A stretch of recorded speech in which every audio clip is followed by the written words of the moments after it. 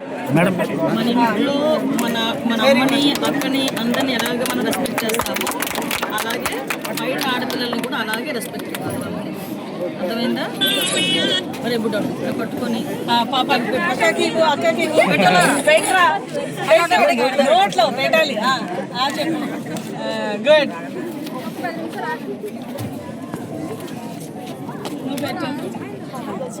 Very good, very good. కొంచెం కూర నీకు పెద్దది పెడతాను రోడ్లో ఉన్నాను. Very good.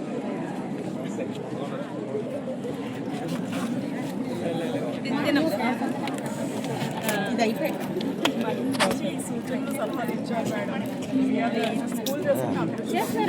మీరే 12 మందిగా చేసుకునేదానికి ఏం లేదు.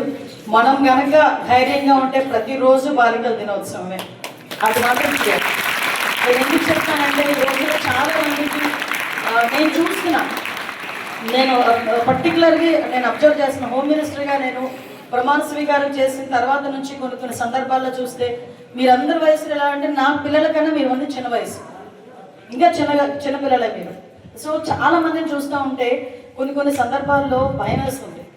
అసలు ఏదో సాధారణంగా ఉన్నది ఒక జీవితం, ఆ జీవితాన్ని కూడా ప్రాపర్ వేలో ప్రాపర్ టైంలో ప్రాపర్గా మనం సెటిల్ అవ్వకపోతే వచ్చే పరిణామాలు కానీ, కొంతమంది క్షణికావేశంలో తీసుకునే నిర్ణయాలు కానీ, కొంతమంది ఈ సోషల్ మీడియాకి ఎడిక్ట్ అయిపోయి పిల్లలు జీవితాలు ఎలా నాశనం చేసుకుంటారో కూడా మేము కొన్ని సందర్భాల్లో చూస్తున్నాం. దాని గురించైనా ప్రత్యేకంగా డిపార్ట్మెంట్ వాళ్ళతో కూడా కలెక్టర్స్కి. నమస్కారం అండి. ఈరోజు స్వచ్ఛ మిషన్లో భాగంగా ఈరోజు ఈ కసింకోట మండలం ఇక్కడికి రావడం జరిగింది. ఈరోజు కలెక్టర్ గారు మేమందరం కూడా ఈ స్కూల్కి రావడం జరిగింది.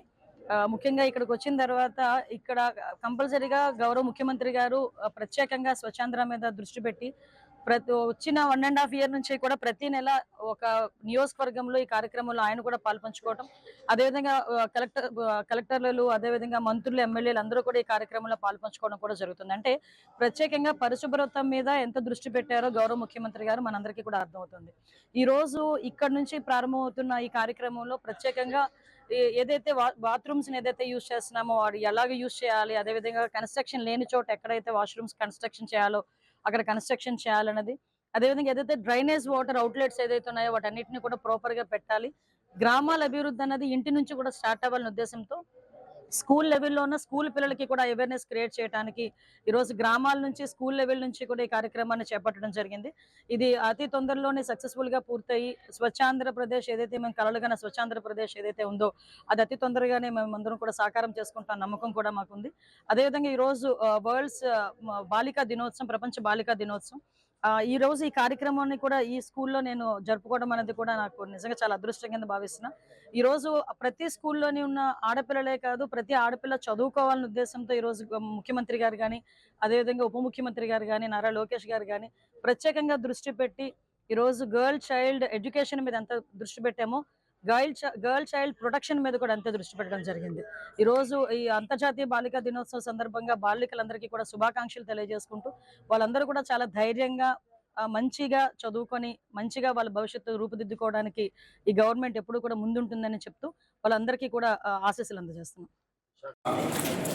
గౌరవనీయులు రాష్ట్ర హోంశాఖ మాత్యులు, విపత్తుల నిర్వహణ శాఖ శ్రీమతి వందలపల్లి చైల్డ్కే కానీ మామూలుగా మన ఇంటి దగ్గర ఉన్న శుభ్రత ఎంత ఉంటుందంటే పిల్లలు కూడా శుభ్రంగా ఉండాలని గౌరవ ముఖ్యమంత్రి గారు ప్రత్యేకంగా ఒక కలెక్టర్ గారి ఇనిషియేషన్ కూడా, ఇది కూడా మన్యం కలెక్టర్ గారి ఇనిషియేషన్తో ఒక ముస్తాబు అని ఒక కార్యక్రమాన్ని ఏర్పాటు చేశారు. మీ అందరికీ కూడా తెలుసు ఆ కార్యక్రమం. ఈరోజు మిమ్మల్ని అందరినీ చూస్తే ఎంత నీట్గా కనిపించారంటే, ఇంతకు ముందు స్కూల్లోకి పిల్లలు రావాలంటే ఒక్కొక్కసారి తల సరిగా ఉండేది కాదు, ఒక్కొక్కరు తల నీట్గా ఉండేది కాదు, నూనె ఉండేది కాదు, ఎలా పడితే అలా వచ్చేసేవారు. కానీ ఈరోజు పిల్లల్ని చూస్తే కాన్వెంట్ పిల్లల కన్నా నీట్గా చక్కగా రెడీ అయ్యి అలా చూస్తే ముచ్చట అనిపిస్తుంది. ముస్తాబు కాస్త ముచ్చటగా అనిపిస్తుంది. ఈరోజు అబ్బాయిలు గౌరవ హోంశాఖ మంత్రి గారిని దయచేసి పిల్లలందరూ కూర్చోండి. పుష్పగుచ్చంతో వెంకట గారు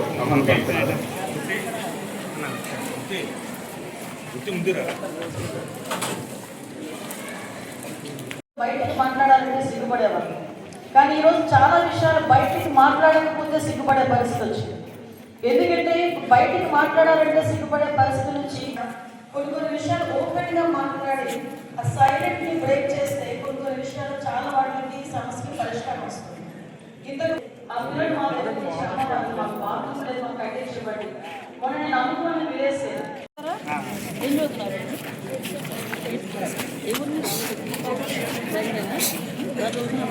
నాన్న ఏం చేస్తున్నాడు?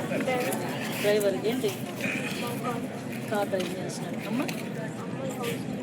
ఇంట్లో అక్క చెల్లు ఉన్నారా నీకు? తమ్ముడు డాడీ చదువుతున్నాడు.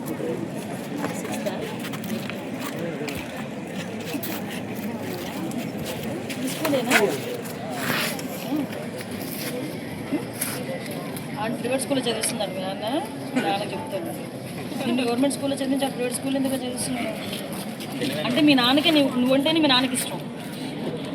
ఆడ అలరోడనే కదా అక్కడ పంపించాడు మీ నాన్న.